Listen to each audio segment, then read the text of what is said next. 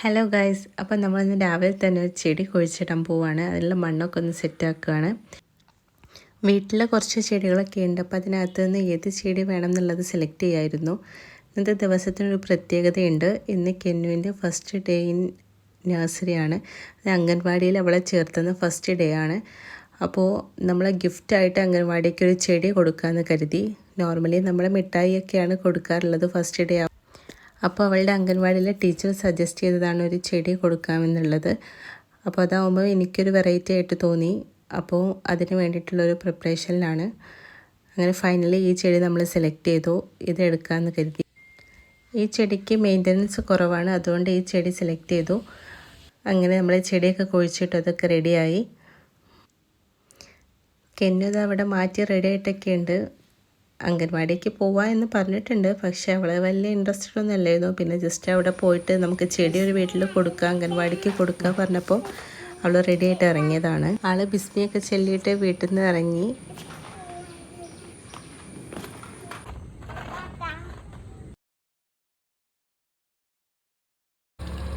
വണ്ടി നിർത്തിയപ്പോഴേ അവൾക്ക് മനസ്സിലായത് സ്കൂളാണെന്നുള്ളത്. അപ്പോഴേ അവളെ കരയാനൊക്കെ തുടങ്ങി. പോയില്ല എന്നൊക്കെ പറഞ്ഞു. അവളെ പിള്ളേരൊക്കെ അവിടെ കണ്ടപ്പോൾ തന്നെ അവൾക്ക് മനസ്സിലായിട്ടുണ്ട്. പിന്നെ ആൾ നന്നായിട്ട് കരയാൻ തുടങ്ങി. അവളതിനകത്ത് കയറിയിട്ടൊന്നുമില്ല. ഇപ്പുറത്ത് കാണുന്നത് പുല്ലങ്കുന്ന് സ്കൂളും അപ്പുറത്താണ് അതിൻ്റെ നഴ്സറി വരുന്നത്. പിന്നെ എങ്ങനെയൊക്കെയോ ഞാൻ മെല്ലെ സോപ്പിട്ട് അവളെ കൊണ്ടുപോയി ജസ്റ്റ് ഒന്ന്. ചെടി അവിടെ കൊടുത്തു തരാം. ഇതൊക്കെ എൻ്റെ പുതിയ ഫ്രണ്ടാണ്. എന്തായാലോ ഫ്ലവർ ഉണ്ട്. പിന്നെ ഇതെന്താ ഇത് ബട്ടർഫ്ലൈ. പിന്നെ എന്താണ് പിന്നെ അവിടെ ഇങ്ങനെ കുറെ പെയിന്റിങ്സും കാര്യങ്ങളൊക്കെ ഉണ്ടായിരുന്നു. അതെന്താണ്? മാംഗോയോ? ഫ്ലവർ.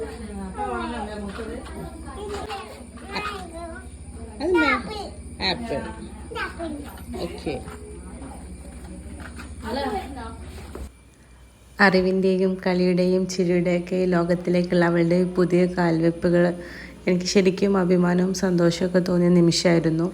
കെന്നും വളരെയധികം ആകാംക്ഷയോടെയും ആശ്ചര്യത്തോടെയൊക്കെ കംപ്ലീറ്റ് എല്ലാം നോക്കി അറിഞ്ഞ് എന്തൊക്കെയാണ് അവിടെ കുറച്ച് ബലൂൺസൊക്കെ തൂക്കിയിട്ടുണ്ടായിരുന്നു. അതൊക്കെ അവൾ നന്നായിട്ട് എൻജോയ് ചെയ്തു.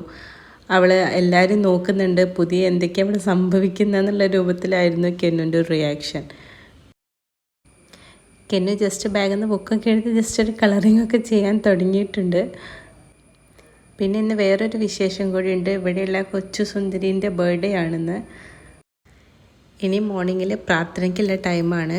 സോ ടീച്ചർ അറ്റൻഷൻ സ്റ്റാൻഡിറ്റീസ് ഇതൊക്കെ വളരെയധികം ക്ഷമയോടെയും കരുതലോടെയും സ്നേഹത്തോടെയും ഒക്കെ പറഞ്ഞു കൊടുക്കുന്നുണ്ടായിരുന്നു. എനിക്ക് ശരിക്കും അത് കണ്ടപ്പോൾ ഭയങ്കരമായിട്ട് അവർ ചെയ്യുന്ന ആ ഒരു ജോബ് അപ്രിഷ്യബിളായിട്ട് തോന്നി.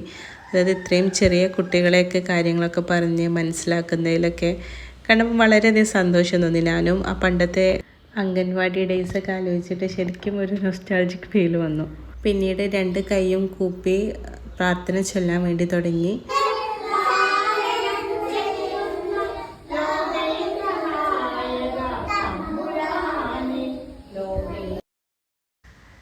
കെന്നു ഫസ്റ്റ് ഡേ ആയതുകൊണ്ട് അവൾക്ക് പ്രാർത്ഥനേൻ്റെ ലിറിക്സും കാര്യങ്ങളൊന്നും അറിയില്ലായിരുന്നു. പക്ഷെ എന്നാലും അവൾ ജസ്റ്റ് മറ്റുള്ള കുട്ടികളെ നോക്കിയിട്ട് ലിപ്സിങ് ചെയ്യാൻ നോക്കുന്നുണ്ടായിരുന്നു. അത് കണ്ടപ്പോൾ എനിക്കും ശരിക്കും സന്തോഷമൊക്കെ തോന്നിയത് കണ്ടപ്പോൾ. പ്രാർത്ഥനയ്ക്ക് ശേഷം നാഷണൽ ബ്രിഡ്ജ് ആയിരുന്നു. അത് വലത് കൈയൊക്കെ മുന്നോട്ടേക്ക് വെച്ച് നല്ല സ്റ്റഡി ആയിട്ട് നിന്നിട്ട് അവളും ചെയ്യുന്നുണ്ടായിരുന്നു.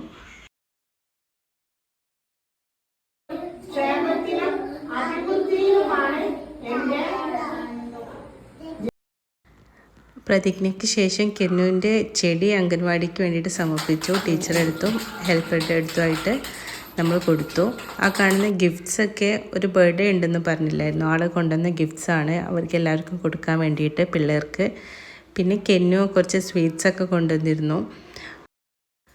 അങ്ങനെ അവൾ സ്വീറ്റ്സൊക്കെ എല്ലാ മക്കൾക്കും കൊടുത്തു. പിന്നെ അതിന് ശേഷം കുറച്ച് നേരം കഴിഞ്ഞപ്പോൾ ഞാൻ വീട്ടിലോട്ടേക്ക് പോന്നു. ആൾ നല്ല കരച്ചിലായിരുന്നു.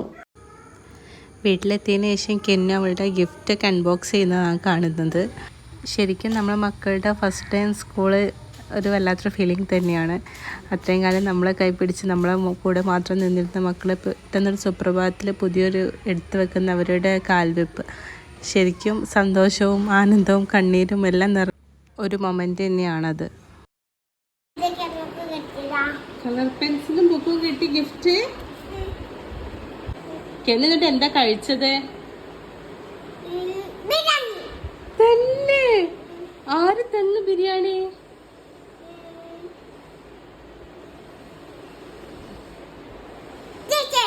ടീച്ചറോ?